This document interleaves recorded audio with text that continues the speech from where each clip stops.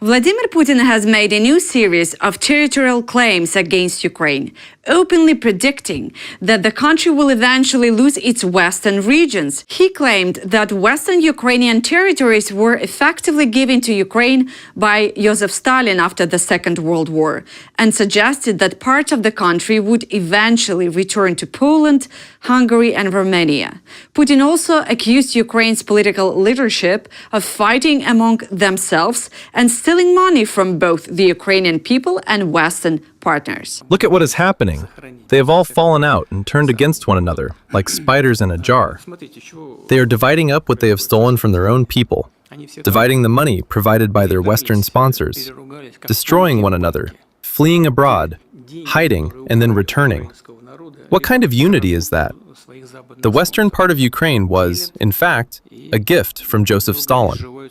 But Stalin gave those territories to Ukraine within a single state. It never even occurred to him that a situation like the one we see today could arise. I am certain that sooner or later, Ukraine will lose those western territories. What once belonged to Poland, Hungary, and Romania will eventually return to them. Perhaps not tomorrow or the day after. Perhaps in 1 year, 2 years, 10 or 15 years. But historically, everything will fall back into place. Russia marked Navy Day without warships. The traditional parade in St. Petersburg was cancelled amid fears of Ukrainian drone attacks following strikes on Kronstadt, the base of Russia's Baltic Fleet. Instead, Vladimir Putin was presented with a giant banner showing a submarine. A few years ago, Moscow displayed dozens of warships. This year, Russia's naval power was printed on fabric. Верховный главнокомандующий вооруженными силами Российской Федерации. Почетный караул, в честь вашего прибытия построен. Начальник караула лейтенант Шомусов. Здравствуйте, товарищи! Здравия желаем, товарищ Верховный главнокомандующий вооруженными силами Российской Федерации! Поздравляю вас с Днем военно-морского флота! Ура! Putin says Russia must act carefully and in line with the international maritime law when defending its fleet and oil tankers. I would like to draw your attention to the fact that in such cases, when attempting to influence the Russian fleet, of course, we must act carefully in line with international maritime law, but decisively, just as we must fight piracy and pirates. Russian dictator is preparing to throw even more Russians into his war against Ukraine. President Volodymyr Zelensky says the Kremlin is hiding plans for further mobilization behind softer language and political signals. But Ukraine's long-range strikes are already forcing more Russians to feel the consequences of the war. Putin is preparing to simply send new Russians off to war. He's disguising it with other words and signals, but he's preparing. It's important that we and our partners are able to put enough pressure on Russia so that thoughts of ending this aggression become dominant, thoughts of peace, not of further Russian mobilization. Our long-range operations and our precision strikes are contributing to this. More and more Russians are taking notice of Putin's war, are suffering its consequences, and are coming to believe that the war should not be prolonged. We can see this. At the same time, Moscow is looking abroad for more soldiers and weapons. Zelensky says Russia is preparing to receive another 30,000 troops from North Korea. Pyongyang is also expected to transfer new ballistic missile launchers to Moscow. Russia wants to receive another 30,000 troops from North Korea. Preparations to receive them have been underway in the Voronezh region since June. North Korea is also preparing to transfer new ballistic missile launchers to Russia. This poses a threat not only to Ukraine. Russia is helping North Korea learn how to wage a war. It is upgrading their weapons and providing them with experience in the actual use of those weapons. All of this poses a threat to everyone in Asia who is within range of North Korean missiles. President Volodymyr Zelensky says Iran has effectively been waging war against Ukraine since the start of Russia's full-scale invasion. His comments came after Tehran threatened retaliation over a Ukrainian strike on an Iranian cargo vessel in the Caspian Sea. According to Ukraine's security service, the vessel Port Ola 2 was used to transport military cargo between Iran and Russia. Zelensky said Iran had already crossed the line years ago by supplying Russia with thousands of Shahed drones and later transferring license for their production. You mentioned the Iran, you mentioned the Middle East and how it takes attention. Are you worried about Iran potentially attacking you? They've threatened because of what happened with one of their vessels. Or is that not a concern? And what do you think if Iran, from the first year of the war, gave new technology to Russia?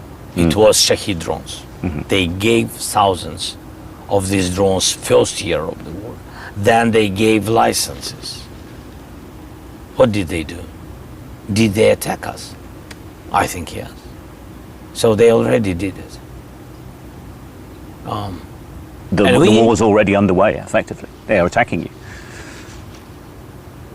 We have to be cautious. We have to do everything not to open new front in any way, but we have to be honest. Iranians and North Koreans already attacked us. Yes, I hope that they will not increase these attacks, but we have to be ready for everything. Just to be ready and to know that we can't trust these people, because at the very, very beginning, without any messages, any kind of escalation from our side, Iranians gave weapons. So again, Iran has threatened Ukraine with retaliation after the SBU struck 2 cargo ships in the Caspian Sea that Kyiv says were transporting military supplies between Iran and Russia. Still, Tehran insisting that it was a commercial vessel. The Ukrainian regime has spent the past 4 years turning its country into a tool of geopolitical confrontation between major powers. Instead of focusing on solving its own problems and saving its country and the region from war, it continues to engage in dangerous provocations. This Ukrainian attack was completely illegal, unjustifiable, and contrary to the UN Charter. It was a dangerous act of adventurism that will certainly not go unanswered. Those behind Zelensky must restrain him and understand that the actions of the Ukrainian regime could have consequences for different parts of the world. We know that the countries bordering the Caspian Sea are deeply concerned and dissatisfied with this attack. The Ukrainian regime must be held accountable for what it has done. Russia launched another large-scale drone attack on Ukraine overnight, killing 1 civilian and injuring 2 others in Zaporizhia. A high-rise apartment building and several private homes were damaged. Emergency crews searched through the rubble and helped residents leave the affected buildings. Ukraine's Air Force says Russia launched 147 long-range attack drones. 21 drones reached their targets, causing damage at 7 locations across the country. Russia now says it is racing to invent a new ways to stop Ukrainian drones, a race measured not in years but in weeks. The Kremlin admits that its defense are constantly being forced to adapt as Ukrainian strikes reach deeper into Russian territory. There is a technological race, and it is measured in weeks. Every week or month, everything changes. Our designers and electronics specialists are working to produce systems capable of neutralizing the missile and drone threat more effectively and more precisely. The Kremlin is running out of easy money to fund its war. According to foreign policy, Russian officials are now considering tapping nearly $40 billion in private pension savings and are increasingly eyeing household and corporate bank deposits. During the first years of the war, higher wages, military factory jobs, and enlistment bonuses helped cushion the economy. But the redistribution model is now running out of steam, making it far harder for the Kremlin to finance the war without political costs. The question is no longer whether the Russian economy will collapse. The better question is which politically affordable sources of money the Kremlin can still tap to finance the war while maintaining social stability. The redistribution machine that sustained Russia during the first years of the war is now grinding to a halt as the Kremlin rapidly exhausts its easiest sources of cash.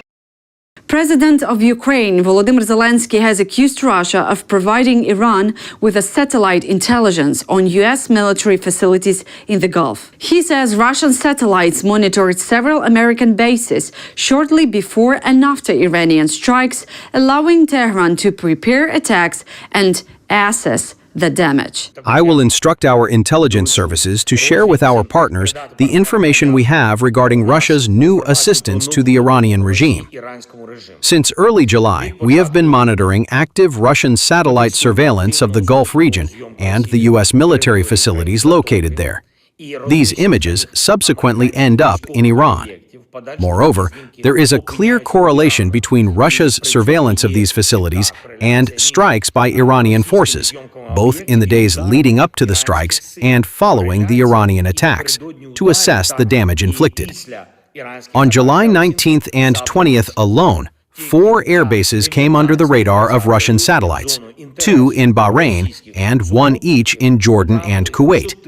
It's clear why. That's all for now. Thank you for watching. Please subscribe on this channel and on my personal channel, Not Just Politics.